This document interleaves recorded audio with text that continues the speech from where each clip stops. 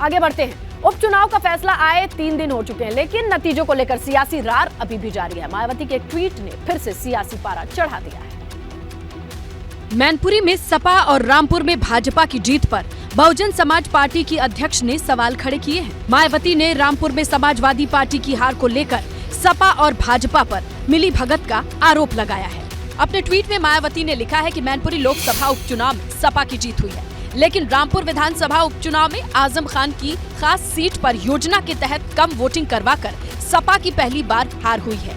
कहीं ये सब सपा और भाजपा की मिली भगत के परिणाम तो नहीं? मायावती के इस ट्वीट पर बीजेपी की ओर से प्रहार किया गया है। भूपेंद्र चौधरी ने मिली भगत के आरोपों को सिरे से खारिज किया है और पूछा है कि मिली भगत होती तो भाजपा मैनपुरी और खतौली क्यों हारती? हमारी कहीं से कोई मिली भगत नहीं है। रामपुर हम जीते हैं, खतौली मैनपुरी नहीं जीते। हम लोगों ने कहा उसमें कि जो कमी रही है जानकारी करके समीक्षा करके आगे बढ़ेंगे। दरअसल बहुजन समाज पार्टी ने मैनपुरी लोकसभा, रामपुर और खतौली विधानसभा में उपचुनाव में अपने उम्मीदवार नहीं उतारे, लेकिन कांग्रेस भी उपचुनाव में नहीं उतरी थी। ऐसे में उपचुनाव में सीधी टक्कर बीजेपी और सपा के बीच ही थी। समाजवादी पार्टी के अध्यक्ष अखिलेश यादव और कन्नौज से बीजेपी सांसद सुब्रत पाठक के बीच जुबानी जंग जारी है।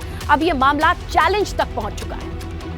पान गुटखा और वोदका से शुरू हुई लड़ाई अब सियासी अखाड़े तक पहुंच गई है। अखिलेश पर पलटवार करते हुए सुब्रत पाठक ने अब अखिलेश यादव को खुली चुनौती दे दी है और कहा है कि 2024 के चुनाव में अखिलेश जहां से चुनाव लड़े वो उनके खिलाफ मैदान में खड़े होने को तैयार हैं। कि अखिलेश यादव के खिलाफ आप ही को लड़ाया जाए, वो जहां से भी लड़े, ये कहेंगे आप अपने संगठन? मैं 100% मैं मांग करता हूं कि अखिलेश जी जहां से लड़े मैं वहीं से चुनाव लड़ूंगा। सुब्रत पाठक ने अखिलेश यादव के पान खैनी वाले बयान पर भी पलटवार किया और अखिलेश को सार्वजनिक जीवन में व्यक्तिगत बातों का ध्यान रखने की नसीहत दी। निजी जीवन की चर्चा कभी सार्वजनिक जीवन में होती नहीं है और कुल मिलाकर वो अगर इस प्रकार की बात करते हैं तो वो समझते क्या है? क्या हम लोग कोई कमजोर लोग हैं क्या?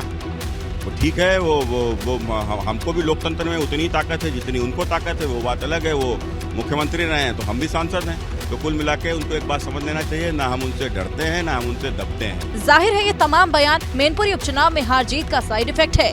उम्मीद है कि बयानों की तासीर अभी और तल्ख होगी। देखिए, निकाय चुनाव को लेकर के बीजेपी ने जोरदार तैयारी शुरू कर दी है। बीजेपी के नेताओं ने लखनऊ में रणनीति को लेकर के मंथन किया। उपचुनाव के बाद उत्तर प्रदेश में होने वाले नगर निकाय चुनाव में अब बीजेपी का पूरा फोकस है। इसी के मद्देनजर लखनऊ में बीजेपी की एक अहम बैठक हुई।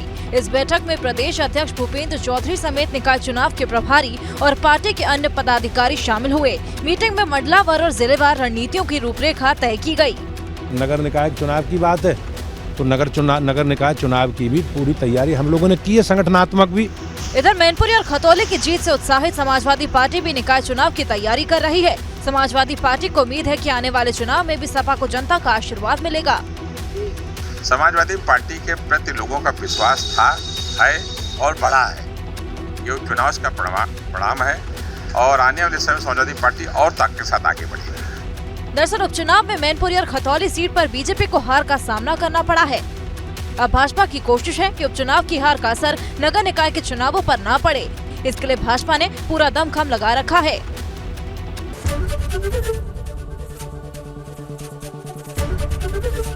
एबीपी गंगा, खबर आपकी, जुबान आपकी।